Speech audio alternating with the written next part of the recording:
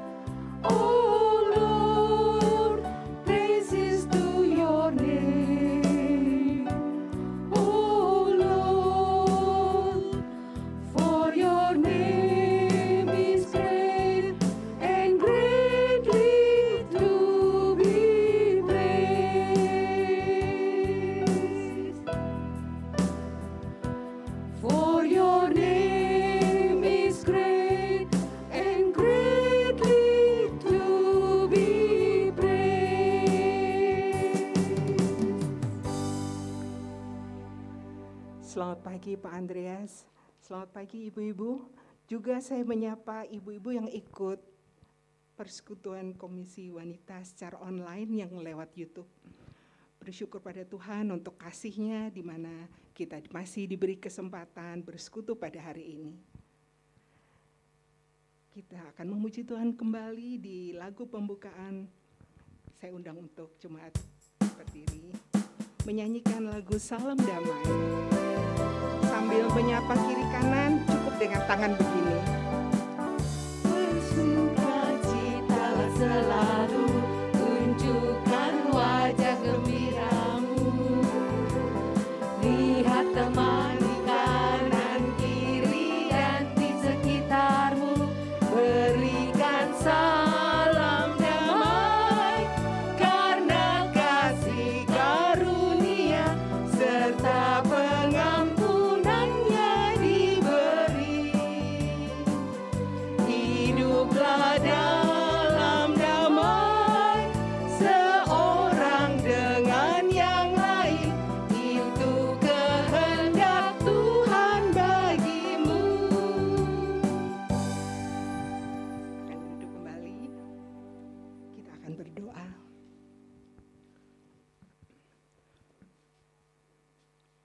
Tuhan Bapa kami yang bertahta di dalam kerajaan surga, pada pagi hari kami datang kembali padamu Bapa.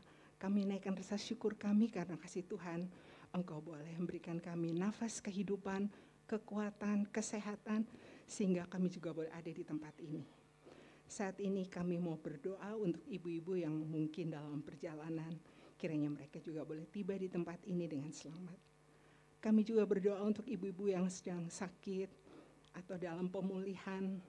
Mari Bapa, Engkau juga bersama dengan mereka, Engkau beri mereka kesembuhan. Sehingga pada satu hari kelak kami boleh bersama-sama kembali di tempat ini. Terima kasih ya Tuhan. Hanya di dalam nama Tuhan Yesus kami berdoa dan mengucap syukur. Haleluya. Amin.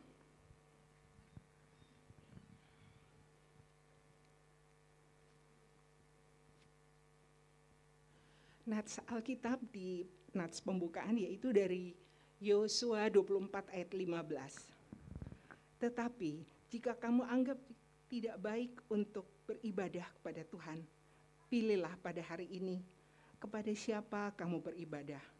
Allah yang kepadanya nenek moyangmu beribadah di seberang sungai Efrat, atau Allah orang Amori yang negerinya kamu diami ini. Tetapi aku dan seisi rumahku, kami akan beribadah kepada Tuhan. Demikian firman Tuhan. Sebelum kita masuk dalam pelayanan firman, mari kita mohon hadirat Tuhan dengan pujian Tuhan Aku Rindu.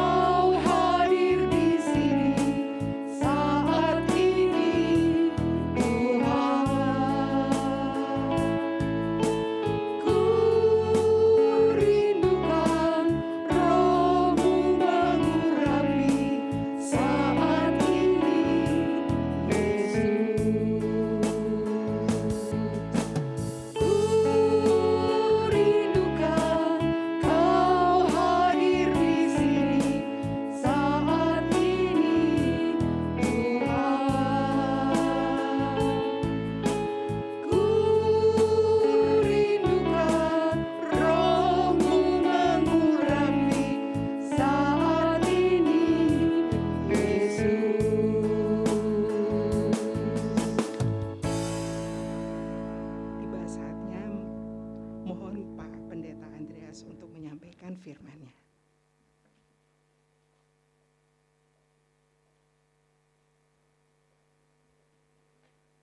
Salam sejahtera ibu-ibu semua. Ya, kita bersyukur hari ini dapat bersekutu bersama. Sebelum kita membaca dan mendengarkan firman Tuhan, marilah kita berdoa. Tuhan, kami bersyukur untuk kesempatan ini kami boleh bersekutu bersama, dan kami juga boleh membaca dan belajar dari firman-Mu. Tuhan, tolonglah kami agar kami dapat mengerti firman Tuhan untuk kami pegang dan lakukan dalam hidup kami.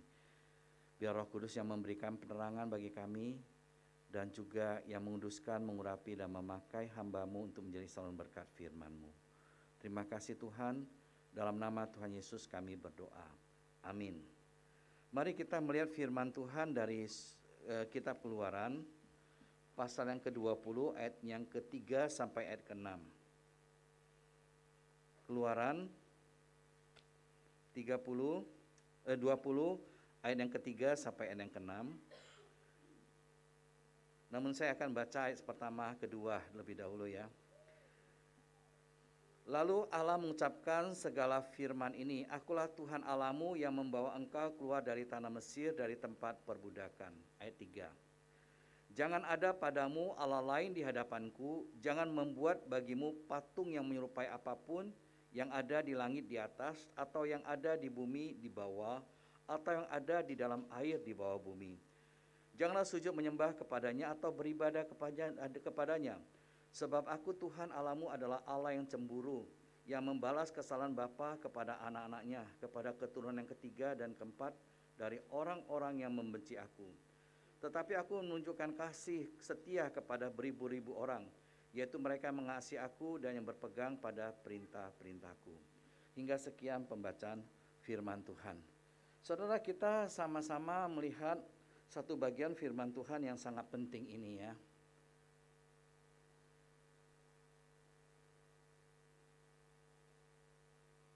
Ya, dari Keluaran pasal 3 ayat 20 ayat 3 sampai 6 ya.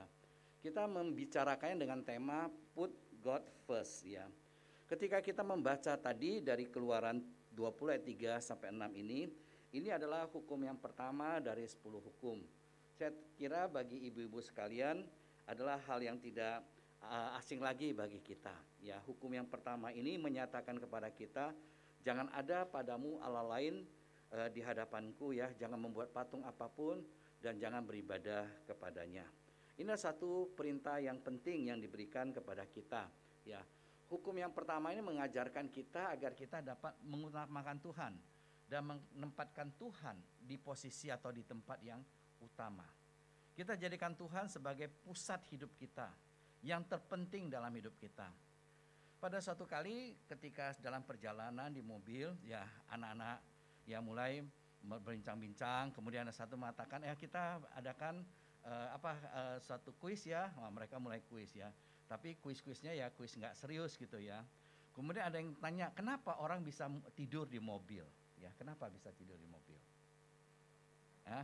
Karena ngantuk gitu kan, ya karena perjalanan jauh. Tapi ada satu mengatakan, orang bisa tidur di mobil karena rodanya bundar.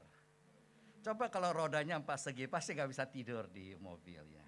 Tapi kemudian satu mengatakan, iya meskipun bundar, tapi kalau asnya nggak ada di tengah, misalnya asnya ada sedikit di samping, orang juga nggak bisa tidur ya. Pasti jalannya juga akan kayak kuda juga ya, pasti akan lompat-lompat ya. Soalnya kekasih, memang ketika kita di dalam perputaran roda, asnya harus ada di tengah. Demikian juga di dalam kehidupan kita. Ketika kita salah menempatkan posisinya itu bukan di pusat ya, yang seharusnya di pusat bukan di pusat ya, maka kita akan mengalami kehidupan yang tidak baik ya. Oleh karena itu biarlah Tuhan tolong kita harus tahu apa yang harus kita jadikan sebagai poros dalam kehidupan kita, apa yang utama dalam hidup kita. Apakah kita telah menempatkan yang paling utama dalam hidup kita menjadi yang terutama, first thing first, atau tidak? Dan apa yang kita anggap sebagai first? Dari tema hari ini adalah put God first ya. Allah yang kita jadikan yang terutama, Allah yang menjadi pusat dalam hidup kita. Mungkin kita bertanya, kenapa sih Allah yang menjadi yang terutama? Kenapa harus put God first ya? Kenapa? Ya. Dari firman Tuhan ini setidaknya kita bisa melihat berapa hal. Yang pertama, kita mengutamakan Allah, mengutamakan Tuhan karena Dia adalah Tuhan. Firman Tuhan katakan kepada kita, akulah Tuhan Allahmu. Jangan ada padamu Allah lain di hadapanku. Dia adalah Tuhan kita. Dia mencipta, Dia yang menebus, Dia yang memelihara kita. Kita adalah miliknya. Oleh karena itu sudah seharusnya lah kita menempatkan Tuhan yang utama. Karena Dia adalah Tuhan. Dan kepada iman Israel dikatakan ya bahwa akulah Tuhan Allahmu yang membawa engkau keluar dari tanah Mesir, dari tempat perbudakan. Ini menyatakan kepada mereka bahwa mereka adalah milik Tuhan. Tuhan adalah penebus mereka. Seharusnya mereka menjadikan Tuhan sebagai Tuhan. Tuhan yang terpenting dalam hidup mereka ya. Kadang-kadang di dalam kehidupan kita bisa menempatkan yang lain. Tapi Tuhan mengingatkan agar kita menjadikan Tuhan sebagai pusat di dalam hidup kita. Yang terutama dalam hidup kita. Ya, yang terpenting dalam hidup kita. Ya.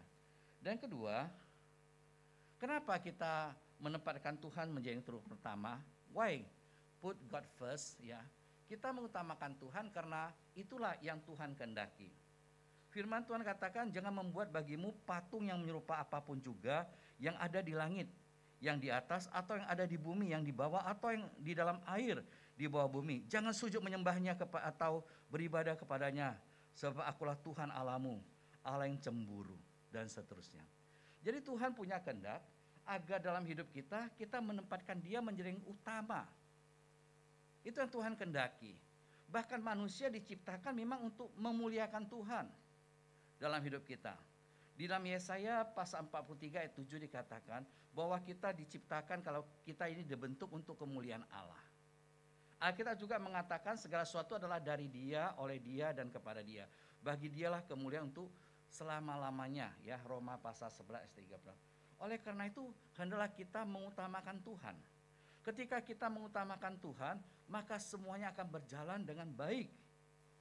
Ketika kita tidak mengutamakan Tuhan dalam hidup kita, kita akan menghadapi bahwa hidup itu pasti tidak nyaman. Hidup itu pasti penuh dengan segala pergumulan. Ada seorang menuliskan demikian. When we put God first, all things will fall into their proper place. Ya, ketika kita menjadikan Tuhan sebagai yang utama, maka semua itu akan menempati posisi yang tepat gitu ya. Jadi dalam satu puzzle itu, ya, ketika kita pasang puzzle nggak pas, pasti nggak akan jadi, saudara. Ya.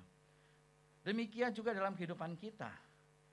Ada sesuatu yang begitu penting dalam hidup kita. Ketika kita taruh yang lain, pasti hidup kita nggak pas. Ya. Di sini kita belajar tentang menjadikan Tuhan menjadi yang utama, menempatkan Dia sebagai posisi yang terpenting dalam hidup kita. Ketika kita menempatkan yang lain, pasti hidup kita itu nggak akan berjalan dengan baik dan seimbang. Apa yang seringkali dijadikan orang sebagai yang utama, ada orang menempatkan yang utama adalah, ya, kalau di sini kan mereka berhala, ya, yang mereka buat, ya. Mereka membuat berhala untuk mereka sembah. Karena pada saat itu manusia ketika rasa takut, mereka perlu ada sesuatu yang lebih tinggi yang mereka sembah, ya, yang mereka anggap bisa menolong mereka sehingga mereka dapat rasa aman.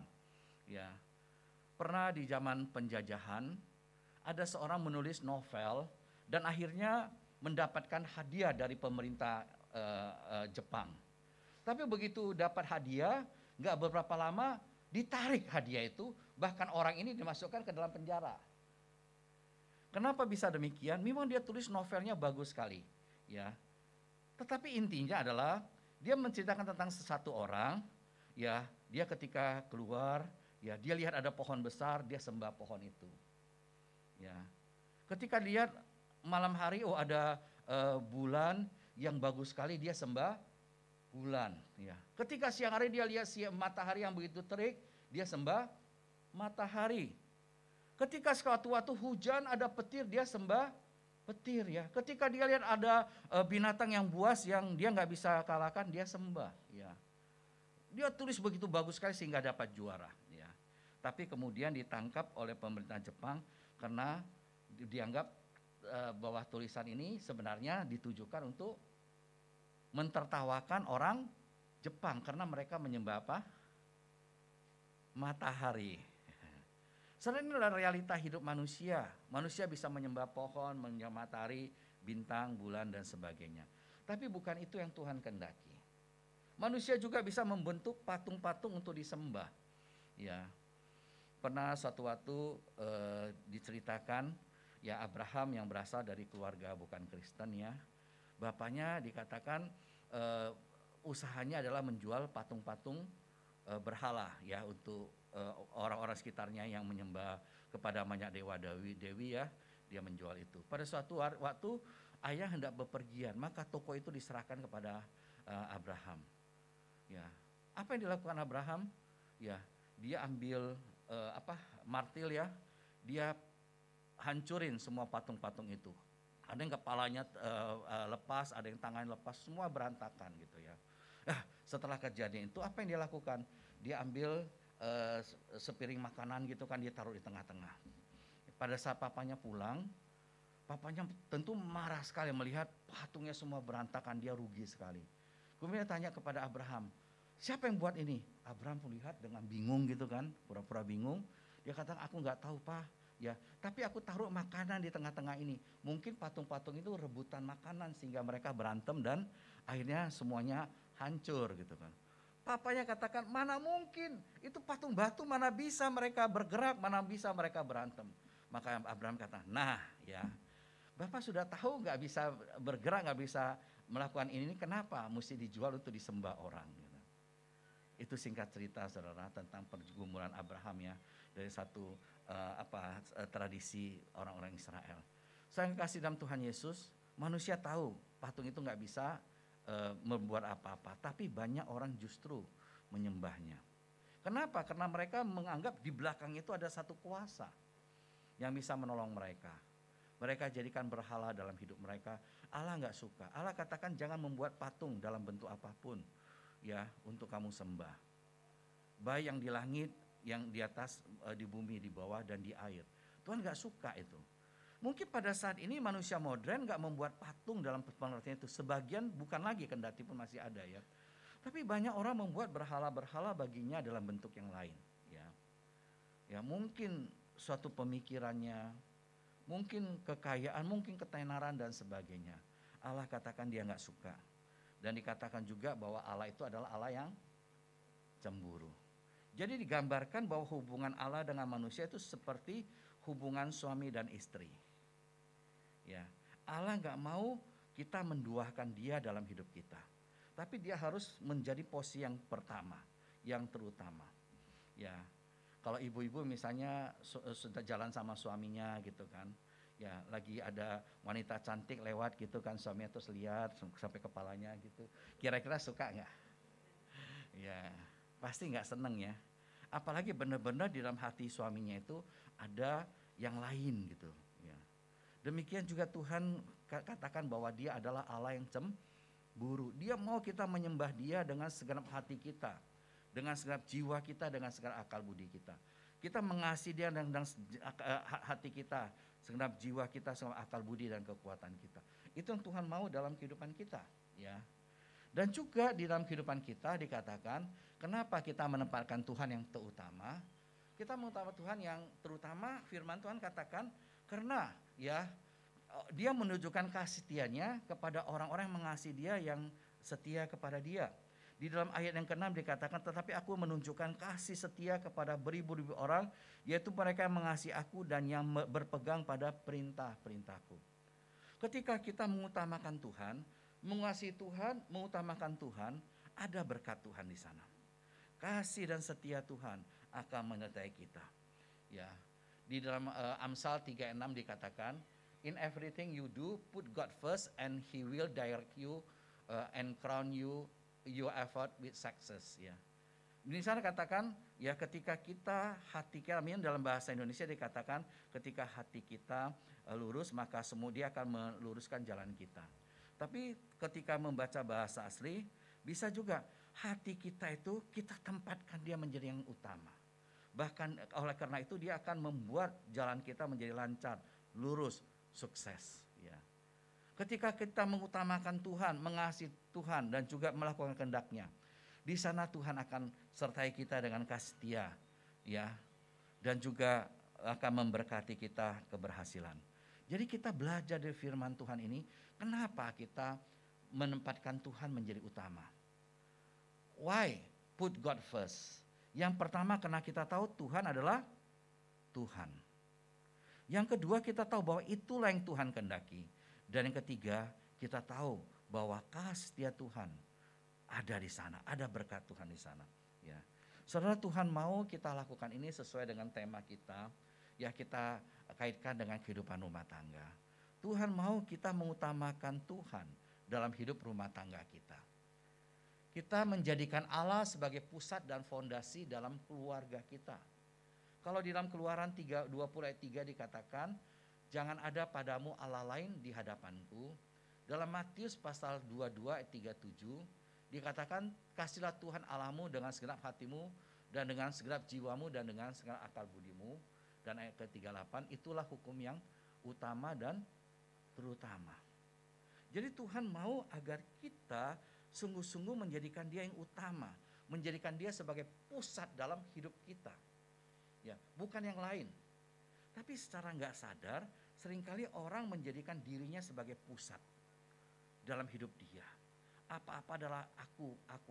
Memang manusia setelah jatuh dalam dosa cenderung seperti itu. Egois, egosentris. Atau mungkin bisa juga menempatkan yang lain. Apa yang seringkali orang utamakan dalam hidup dia? Saudara apa saudara? Uang. Makanya ada lagu sekolah mingguan, apa yang dicari orang? Uang. Pokoknya semuanya pikirnya uang gitu ya. Ada yang orang demikian? Ada ya.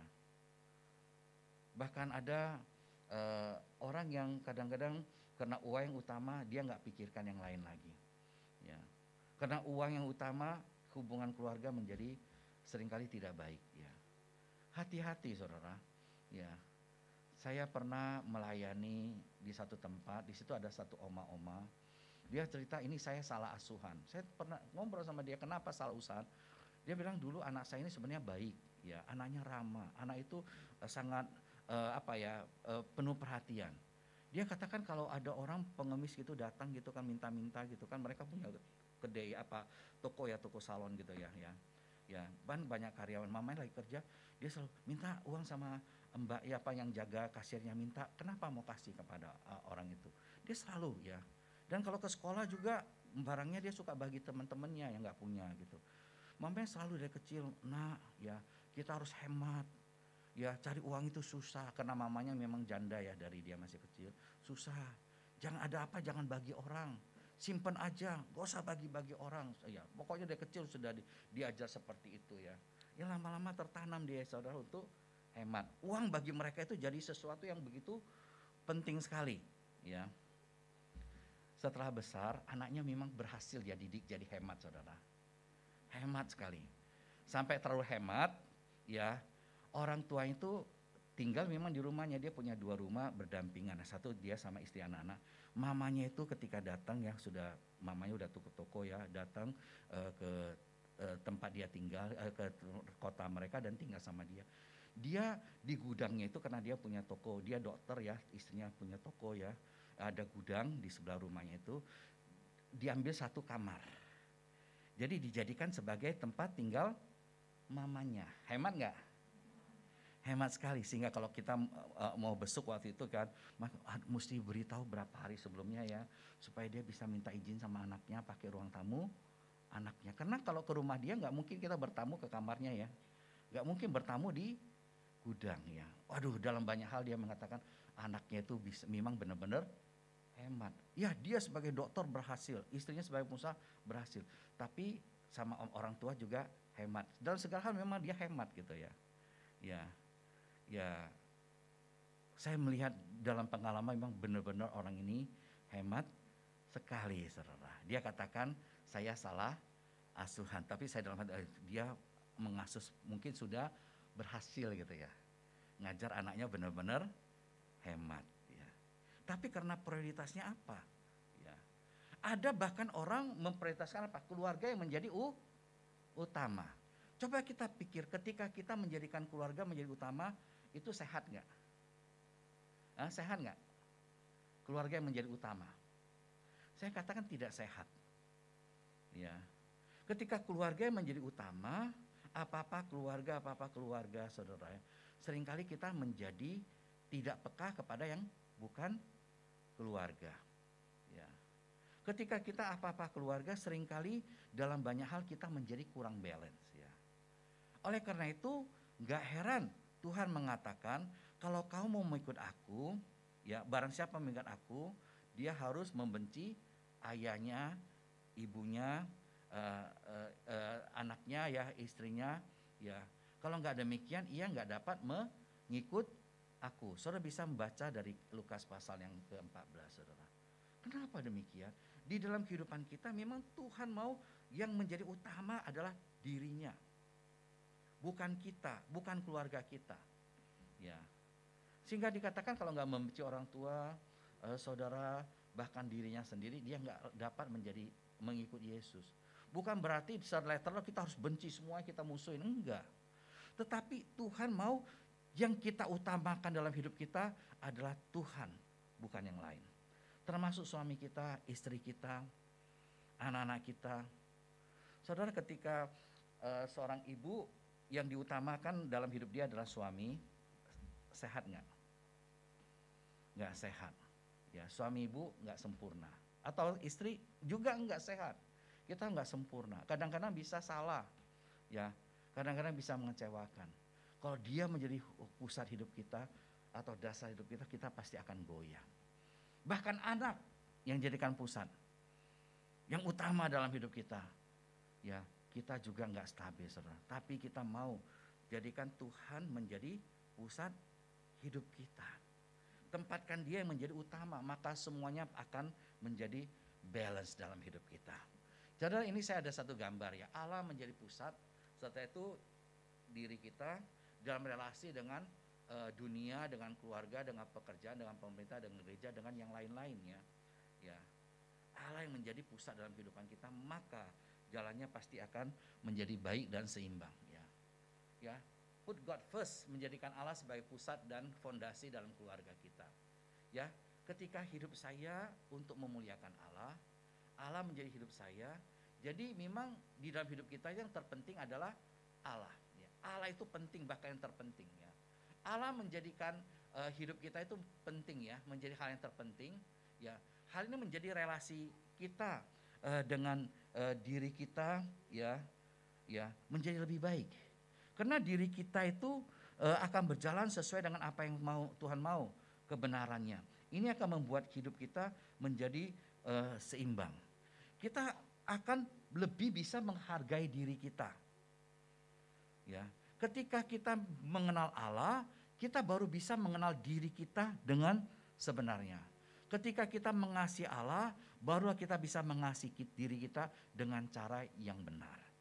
Ya, nggak narsis, tetapi kita bisa menghargai diri kita, mengasihi diri kita dengan benar, karena kita tahu kita adalah orang yang dikasihi Allah, adalah orang yang berharga di hadapan Allah, karena kita diciptakan menurut gambar dan rupa Allah.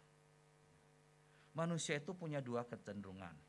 Yang pertama adalah minder, yang kedua adalah merasa dirinya superior. Dia menjadi orang yang sangat rendah diri atau orang yang sangat tinggi hati. Dua-dua ini tidak baik dalam kehidupan kita. Tetapi ketika orang mengenal Allah dengan baik dan benar, mengutamakan Allah, menjadikan Allah sebagai prioritas dan fondasi hidup dia, Allah yang terpenting dalam hidup dia, maka hidupnya akan balance ya. Dia tahu siapa dirinya. Dia adalah ciptaan Allah yang berharga. Kendati pun orang lain tidak menghargai dia, dia tahu dirinya berharga. Kendati pun dari segi materi, dari segi pendidikan, dia nggak sebanding dengan orang lain, tetapi dia tahu dirinya berharga. Ya.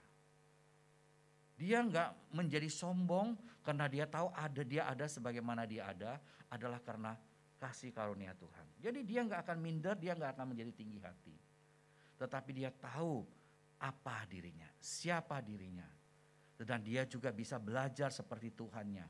Yang walaupun mulia tapi bisa merendahkan diri. Merendahkan diri beda dengan rendah diri, saudara. Orang yang merendahkan diri dia tahu siapa dia tahu posisinya. Tetapi demi kasihnya, demi pelayanannya, demi bisa menjadi berkat bagi orang, dia mau merendahkan diri. Ya, untuk bisa melayani, untuk bisa menjadi berkat. Bukan berarti dia rendah diri. Dan itulah yang Tuhan teladankan kepada dia. Saya kekasih, Allah ingin kita menjadikan dia yang terutama, ya, menjadi pusat di dalam relasi kita dengan orang lain dan juga dengan benda-benda yang lain, dengan apapun juga. Allah yang menjadi pusat. Ya, semua tanggung jawab yang ada ini menjadi timbal balik, saudara. Ketika Tuhan menjadi utama dalam hidup kita, kita akan begitu menghargai diri kita. Kita tahu di mana tempat diri kita dan juga tempat yang lain, orang-orang lain dan juga hal-hal lain dalam hidup kita. Akhirnya menjadi seimbang ya, berjalan dengan baik ya. Oleh karena itu kita harus put God first ya. Menempatkan Allah ya, mengutamakan Tuhan dalam keluarga. First ini saya dapatkan bagus sekali ya. First itu apa? Finance, interest, relationship, schedule, dan trouble. Saya pikir ini bagus sekali ya. Makanya saya kutip ya. Ini bukan asli dari saya, saudara, tapi saya dapat dari satu penulis ya. Ya, dalam finance bagaimana kita bisa mengutamakan Tuhan ya. Ya, dalam high finance ya, yaitu keuangan ya. Kita mohon Tuhan tolong kita agar dalam keuangan, harta, segala milik kita, Tuhan yang menjadi utama. Semua yang kita miliki itu kita pakai untuk kemuliaan Tuhan. Memang Tuhan katakan bagaimana dalam firman-Nya, muliakanlah Tuhan dengan hartamu, dengan hasil pertama dari segala penghasilanmu. Maka lumbung-lumbung akan diisi penuh sampai melimpah-limpah dan berjamah pemerahanmu akan meluap dengan air buah anggurnya. Ini adalah firman Tuhan. Jadi Tuhan mau kita menggunakan yang kita miliki itu untuk memuliakan Tuhan. Seringkali orang kenapa bisa mengutamakan yang lain? Karena dia anggap itu yang paling utama. Ya. Dosen saya seringkali mengingatkan, kita harus tahu bahwa Allah yang menciptakan kita dan segala sesuatu yang ada ya diciptakan untuk kita kelola, untuk kita usahakan, kita pakai, kita pergunakan untuk kemuliaan Allah. Jadi ordonya harus tepat. Allah di atas kita dan segala sesuatu yang lainnya. Tapi ketika manusia salah, ya kan, menempatkan yang lain ini yang utama, harta yang seharusnya kita pakai untuk kemuliaan Allah, ya, untuk menjadi berkat, seringkali kita taruh paling atas, maka hidup kita nggak akan seimbang. Hidup keluarga pasti akan susah. Ya, ketika uang yang paling utama, maka ada pepatah mengatakan ada uang abang sayang, nggak ada uang abang melayang ya. ya. Tapi ada yang mengatakan ya, ada uang abang di terbang, nggak ada uang abang di kandang. Ada uang dia keluyuran kemana-mana gitu, nggak ada uang baru di rumah gitu. Saudara, banyak sekali plesetan-plesetan seperti ini. Ya mungkin kita dengar ya kok gitu ya. Tapi dalam realita, kenapa? Karena ya finance ini ya, keuangan ini menjadi yang utama gitu ya. Ini juga hati-hati bagi kita ya, khususnya dalam masa-masa pandemi ini ya, selain sakit penyakit juga ya banyak yang dalam hal ekonomi juga nggak seperti dulu ya. Ya, ada yang selama pandemi ini hidup ekonomi lebih baik, pasti ada ya. Tapi ada yang lebih berkurang nggak? Lebih menurun. Saya yakin pasti ada, bahkan lebih banyak ya. Saudara, ketika kita nggak hati-hati ya, kadang-kadang kita mungkin karena kekhawatiran kita, ya, karena mungkin perasaan nggak aman kita ya, perkataan kita atau tindakan kita gitu kan, yang seolah-olah bagi kita itu uang yang segala-galanya, uang adalah yang terutama gitu kan. Sehingga secara sengaja atau mungkin tanpa kita sadarin, kita menyakiti pasangan kita. Ya. Beberapa waktu yang lalu saya melayani seorang bapak gitu ya. Ya, dia menceritakan, kehidupan keluarga saat ini memang susah sekali. Saya kata kenapa? Ya karena uang gitu kan. Dulu ketika dia keluar kerja baik gitu kan, semuanya oke-oke ya. Tapi begitu secara ekonomi dia kurang gitu, bahkan akhirnya dia dipensiunkan gitu, dini gitu kan. Waduh, keluarganya itu menjadi berantakan. Kenapa? Dia mulai bicara ya dari segi materi gitu ya. Ya, saya coba bicara sama dia bagaimana dia bisa melihat ini dengan baik. Karena nggak mungkin saya bicara dengan yang datang adalah dia, bukan pasangannya. Tapi saya mulai daripada dia, saya untuk memperbaiki konsepnya. Saya kasih dalam Tuhan Yesus Kristus, hati-hati. Ya, apa yang menjadi utama dalam hidup kita? Apakah sesuatu yang lain selain Tuhan? Itu akan membuat hidup kita pasti nggak balance gitu ya. Ya, ada orang juga yang menjadi utama apa? Interestnya, ya. Mungkin hobinya waktu luangnya hiburan dia, ya. Ini Alkitab katakan yang seharusnya menjadi interest kita adalah Tuhan. Firman Tuhan katakan, jika engkau makan atau jika engkau minum atau jika engkau melakukan sesuatu yang lain, lakukanlah semua itu untuk kemuliaan Allah. Dan firman Tuhan katakan, jangan kamu mabuk oleh anggur, karena anggur menimbulkan hawa nafsu, tetapi hendaklah kamu penuh dengan roh dan berkata-kata seorang kepada yang lain dalam Mazmur, kidung puji-pujian dan nyanyian rohani. Di sini bicara tentang apa, saudara? Interest kita. Apa yang menjadi interest kita? Tuhan atau sesuatu yang lain? Ada orang interestnya ya sesuatu yang memabukkan, ya mungkin tuh anggur gitu kak, ya minuman keras, ya atau mungkin juga bisa rokok, atau mungkin juga bisa apa, ya judi, tapi bisa juga makan. Ada ya orang interestnya makan, pokoknya ya makan ya makan untuk perut ya, perut untuk makan ya, pokoknya makan terus ya. Ada apa lagi yang orang jadi interestnya paling utama gitu? Bisa sesuatu yang lain yang kelihatannya biasa-biasa saja ketika itu di tempat pada proporsionalnya, tetapi ketika itu sudah diangkat menjadi yang begitu utama, maka hidupnya menjadi tidak baik lagi, hidupnya tidak balance lagi. Tuhan mau di dalam hobi kita, waktu luang kita, hiburan kita, Tuhan yang menjadi utama ya. Sehingga apapun yang kita lakukan menjadi baik dan balance ya dalam hidup kita. Coba kita introspeksi diri. Apa yang sangat menarik perhatian saya saat ini? Ya. Apakah itu menjauhkan saya daripada Tuhan? Ini yang harus kita pikirkan ya. Adakah sesuatu dalam hidup saya yang menjauhkan saya daripada Tuhan?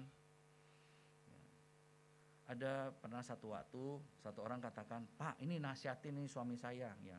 Kenapa udah lama nggak ke gereja? Kenapa nggak ke gereja? Iya Pak Andreas, teman saya kalau ngajak pergi olahraga, ya selalu hari Minggu. Olahraga apa Pak? Main golf. Ya kan? Ya. Jadi hubungannya dengan hobi dia itu sudah menjauhkan dia daripada Tuhan. Waktu kesempatan untuk ibadah sama dengan keluarga, ya jadi terganggu gitu ya. Ya. Saudara, saya jadi ingat ya satu cerita. Diceritakan ada seorang bapak udah lama nggak ke gereja. Karena kalau hari Minggu itu kan dulunya dia sama keluarga ke gereja. Kenapa udah lama ke gereja? Karena dia memang naik jabatan.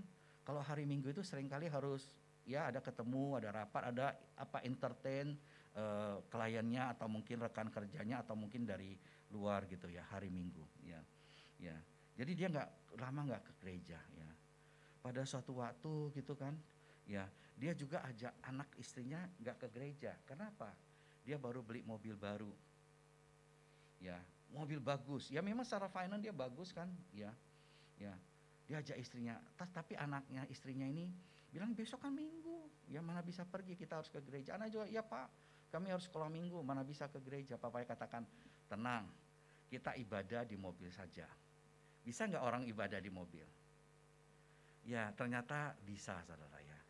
Ketika dia sudah siapkan mobil, dia sudah rapi, barang-barang yang mau dibawa dia sudah masukkan ke bagasi mobil gitu. Anaknya tinggal siap isinya masuk ya. Begitu mereka masuk, dia setel lagu-lagu rohani. Ayo nyanyi ya. Bukan hanya di gereja bisa nyanyi, di mobil juga bisa nyanyi kan, puji Tuhan gitu ya. Ya, pada saat waktunya begitu tempat udah tenang, begitu masuk tol dia putar lagu khotbah, kaset khotbah. Mereka dengar firman tuh, oh khotbahnya enak, lucu gitu kan. Dia tanya istrinya, bagus nggak khotbahnya? Bagus ya. Tanya, bagus nggak, ngerti nggak? Oh bagus Pak. Ya. Untung kalian ikut papi ya kan. Kalau ke gereja belum tentu khotbahnya bisa lebih bagus dari ini ya. Terus dia naik tol gitu kan ya, di jalan tol ya, karena memang hari Minggu sepi ya dia jalan dengan kecepatan ya 100 ya masih enak, 120 masih enak, 140, 160, 180 masih enak ya. Karena kecepatannya itu begitu tinggi saudara ya. Dari jalannya agak lebar, begitu agak ke sana jalannya agak kecil ya, seperti kalau dari sini mau ke Serang gitu kan ya kan, semakin kecil gitu. Dia terus jalan, tapi karena mobilnya bagus gitu kan, waduh enak sekali ya.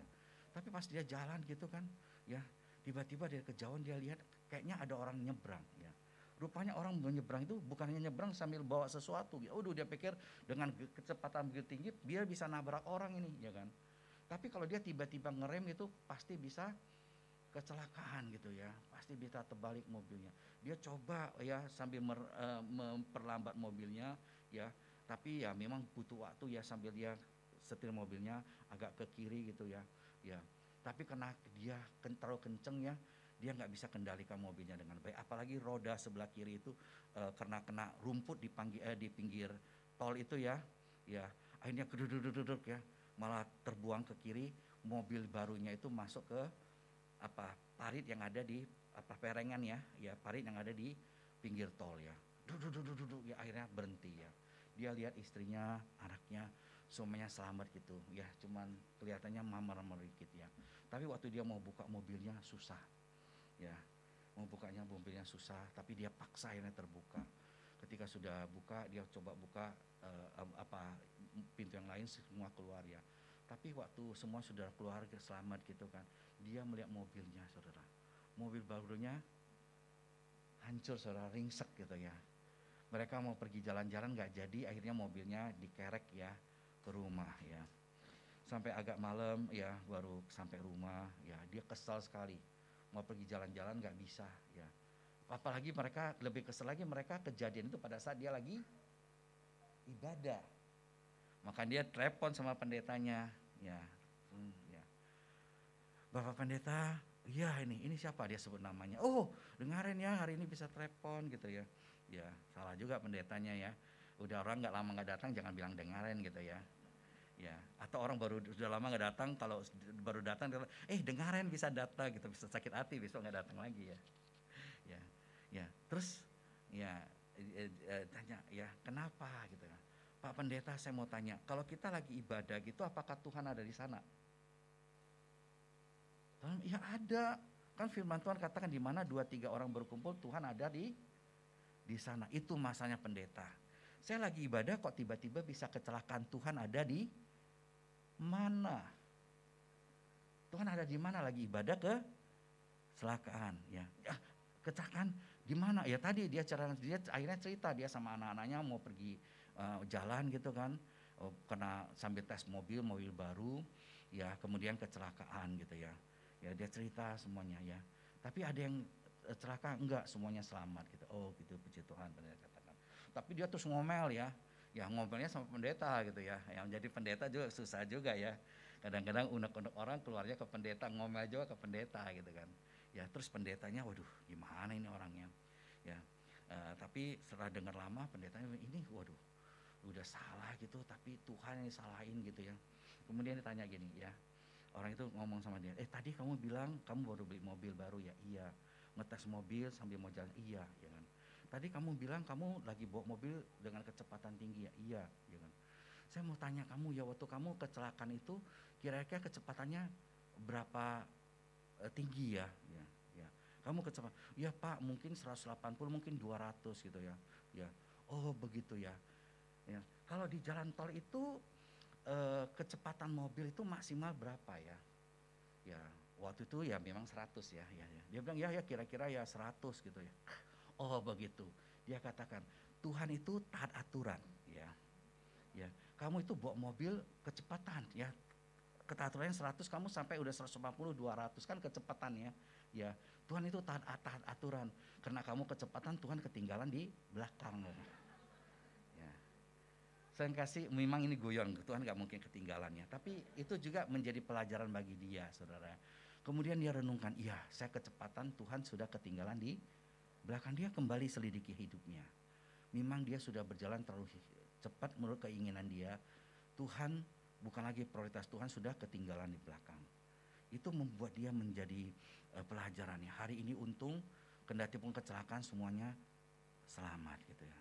Tapi itu juga menjadi titik balik bagi orang ini. Kita harus hati-hati saudara. Apa yang menjadi utama dalam hidup kita? Bisa finance, bisa interest, ya kan? Ya. Tapi hendaknya Tuhan yang menjadi yang utama dalam finance kita, interest kita. Ya. Demikian juga dalam relasi kita. Kalau Sepasal 3 18 sampai 25 itu mengajarkan kepada kita dalam relasi dengan suami, dengan istri, dengan orang tua dan anak, ketika Tuhan yang menjadi utama menjadi balance ya. Ya. Ada di samping ini kata remember to always put God first in your relationship, marry and your home because where there is God your foundation will be solid ya. Di sini diajarkan kepada kita agar kita ingat untuk selalu menempatkan Tuhan menjadi yang terutama di dalam relasi kita, dalam pernikahan kita, dalam hidup keluarga kita. Karena di mana Allah dijadikan fondasi yang utama dalam hidup kita, maka hidup kita itu akan menjadi solid. Ya. Demikian juga dalam kehidupan kita. Makanya kepada dalam bina keluarga selalu dikatakan bahwa kepemilikan Kristen itu bukan hanya masalah suami dan istri, tapi masalah suami, istri, dan Allah dan Tuhan Yesus sendiri. Ya, jadi ada triangle of marriage, ya kan. Ketika suami hubungannya dekat dengan Allah, istri hubungannya dekat dengan Allah, maka hidup mereka itu akan semakin dekat. Ketika suami mengutamakan Allah, istri mengutamakan Allah, mereka akan saling mengutamakan satu, dan hidup mereka pasti akan baik. Ini penting juga. Demikian juga relasi kita dengan keluarga. Demikian juga di dalam kita berteman, ya kan. Ya, saudara, kita diingatkan selalu, ya, ketika kita mengutamakan Tuhan, maka dalam relasi kita juga akan menjadi baik.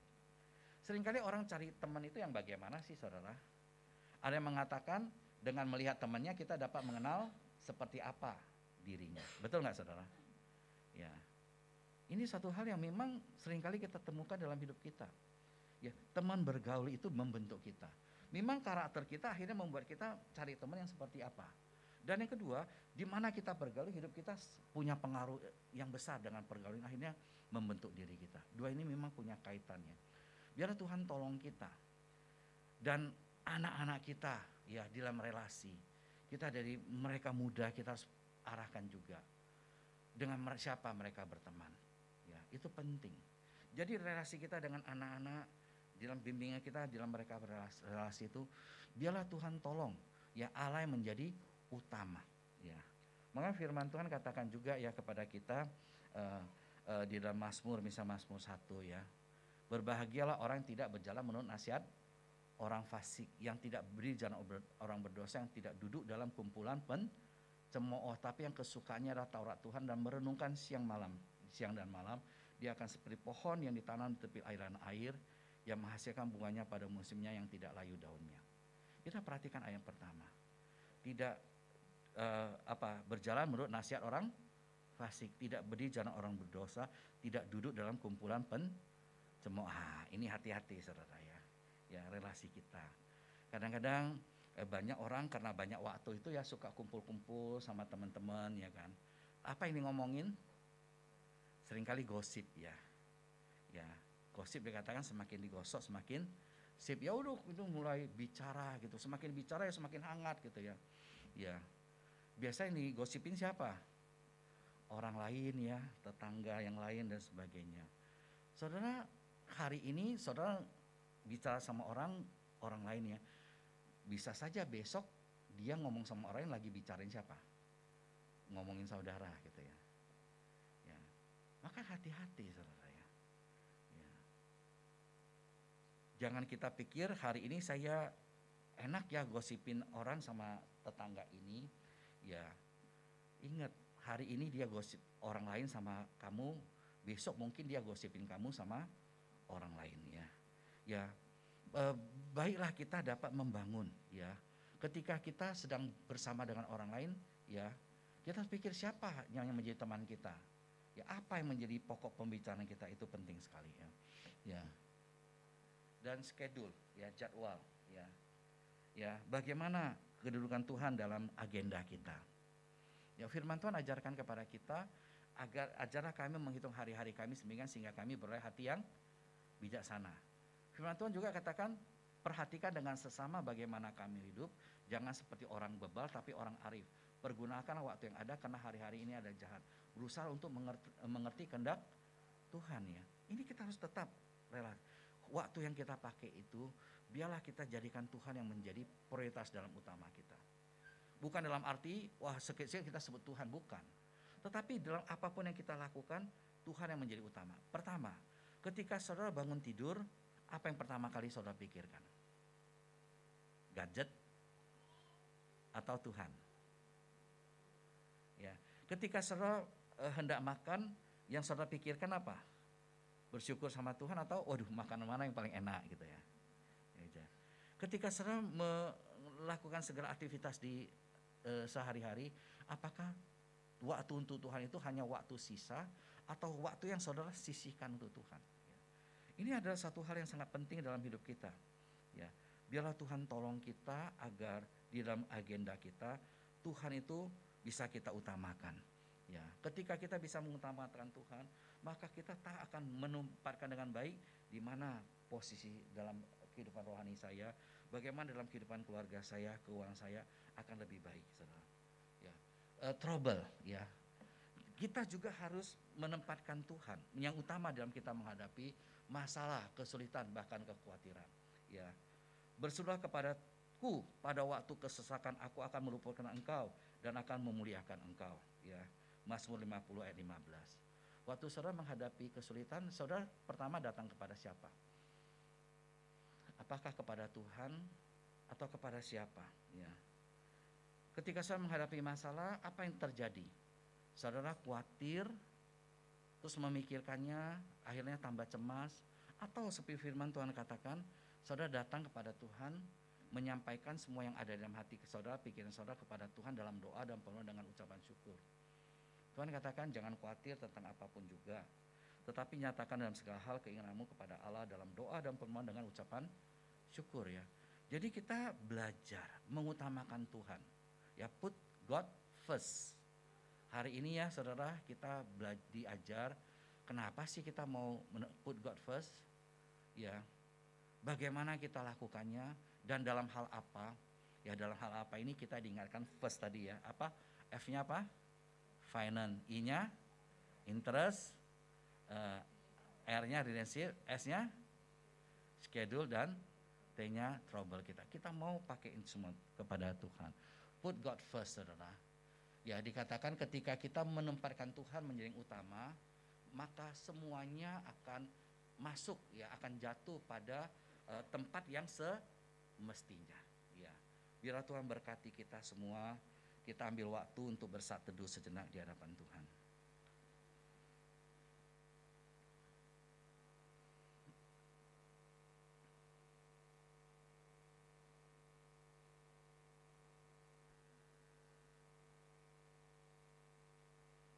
Amin. Saya serahkan kembali.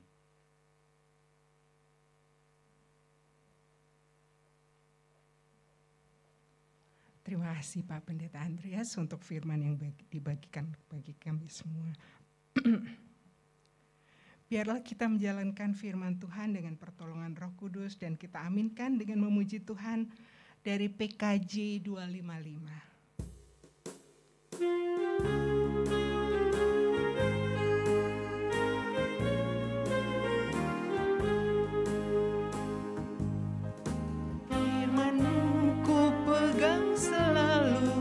Saat duka, saat senang, jalan hidup yang akan datang, tangan Tuhan yang memegang, pencobaan menghimpit aku dan menjadi keluhanku, firman-Mu ku pegang selalu, sayap-Mu tempat berteduh, firman-Mu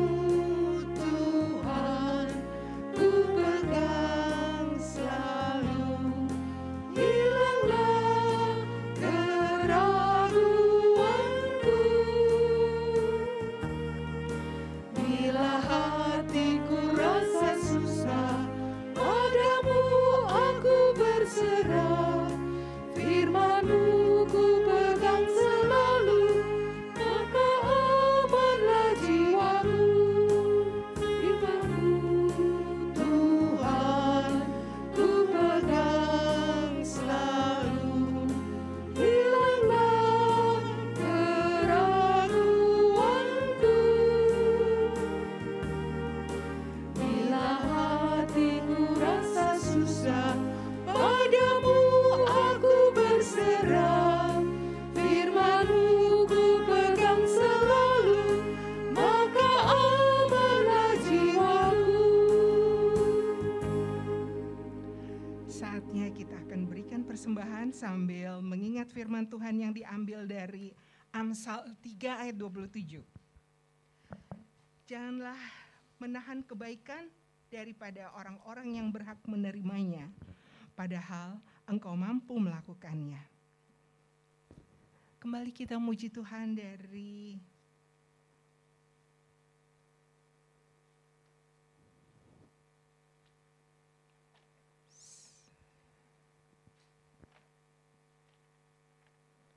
PKJ 146. Ya. Bagi ibu-ibu yang ingin transfer, harap menambahkan angka 1 di nominal yang akan ditransfer.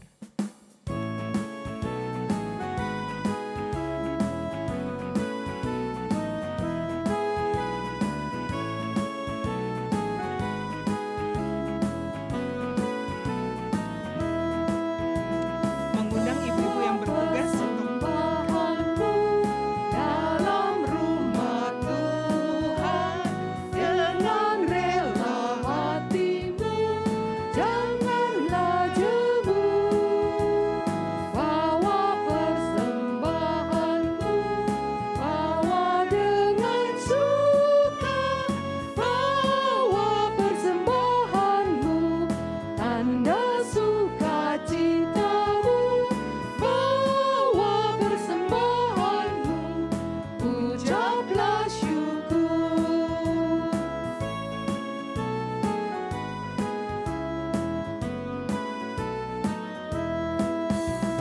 Rahmat Tuhan padamu tidak tertandingi oleh apa saja pun dalam dunia. Kasih dan karunia sudah kau terima, bawa persembahanmu, tanda sukacitamu, bawa persembahanmu, ucaplah syukur.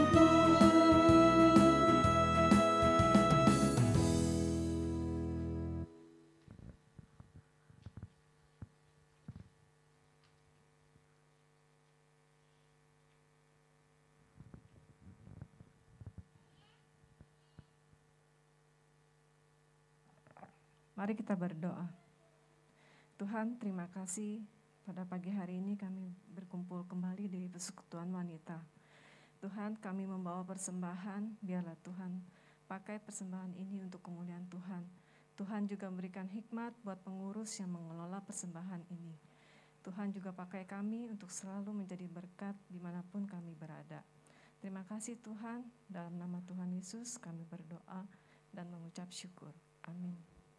Sambil tetap berdiri, saya mohon Bapak Pendeta Andreas untuk berdoa syafaat.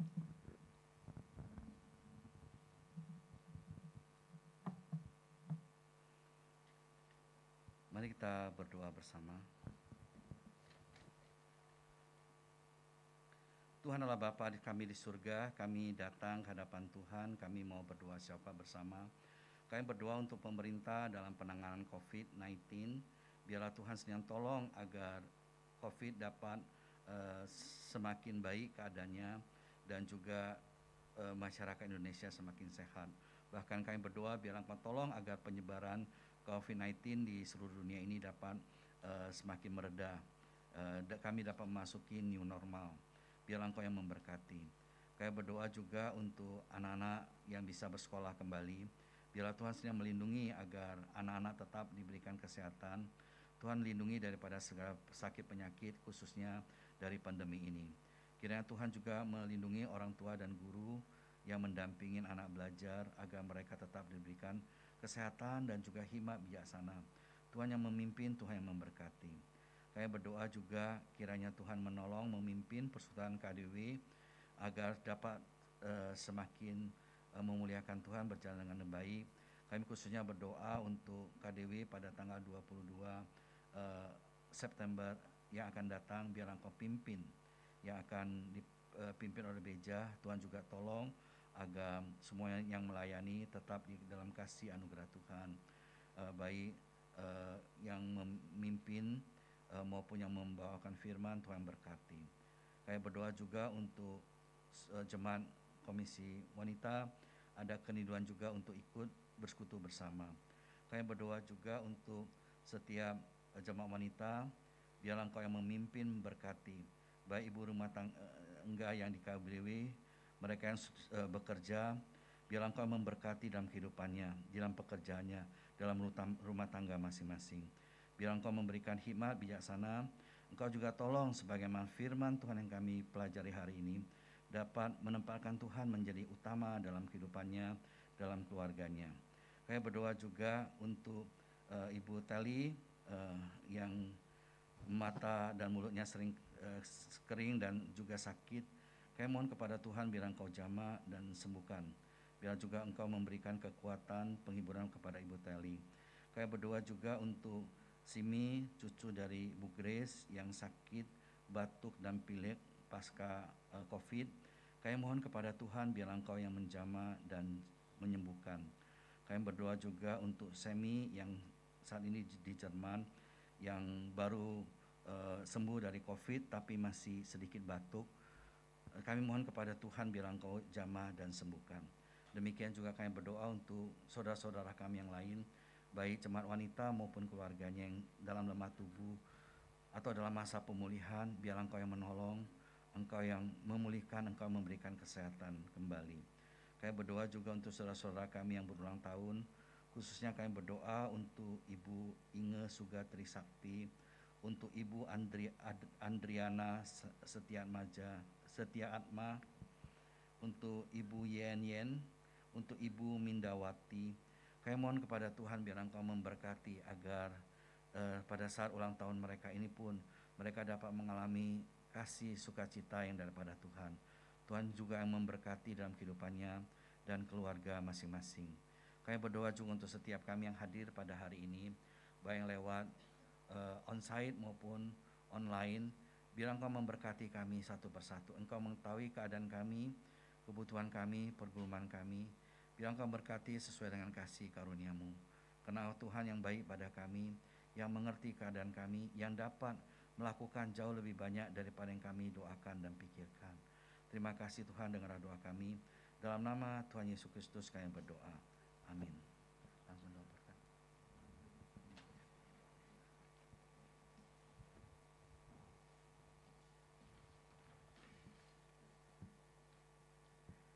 Silakan duduk kembali Ibu-ibu.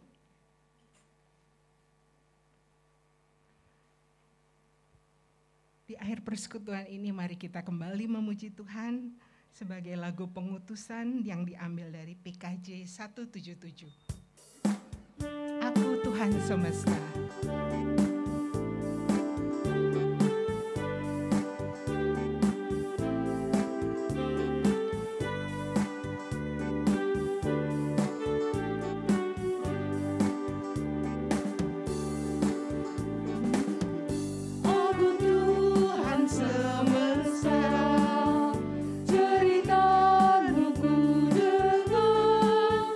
Kau di dunia yang gelap.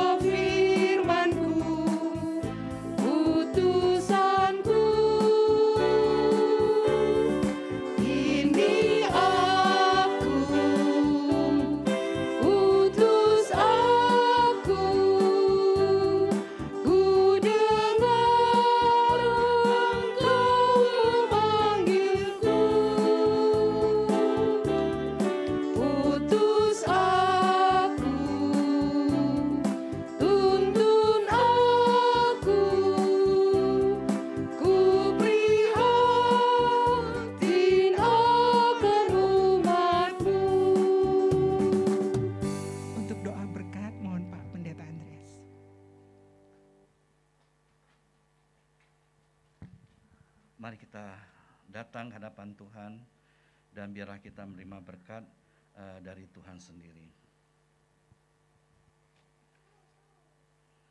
Tuhan memberkati engkau dan melindungi engkau. Tuhan menyinari engkau dengan wajah-Nya dan memberi engkau kasih karunia. Tuhan menghadapkan wajah-Nya kepadamu dan memberi engkau damai sejahtera. Cinta kasih dari Allah Bapa, anugerah dalam Kristus Yesus, persekutuan penghiburan dan kekuatan Roh Kudus menyertai engkau kini dan selama-lamanya. Amin. Bapa, terima kasih.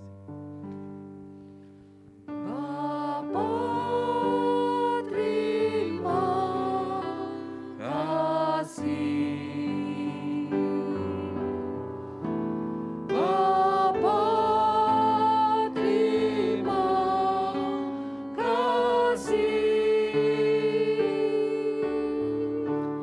Bapa di dalam surga, ku berterima kasih.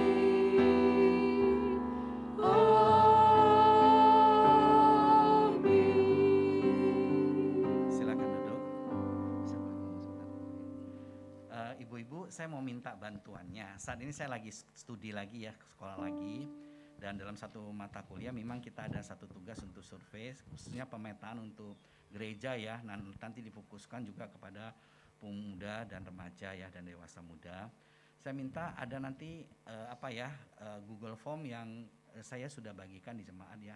Nanti mungkin saya bisa kirim melalui pengurus wanita untuk dikirimkan kepada ibu-ibu. Mohon diisi ya Google Form. Kalau ada anak putra-putrinya di remaja dan pemuda, minta tolong juga ya agar mereka bisa isi ya. Ya, terima kasih ibu-ibu semua. Tuhan berkati. Saatnya kita mendengarkan warta Jemaat Wanita. Mohon Ibu Francisca.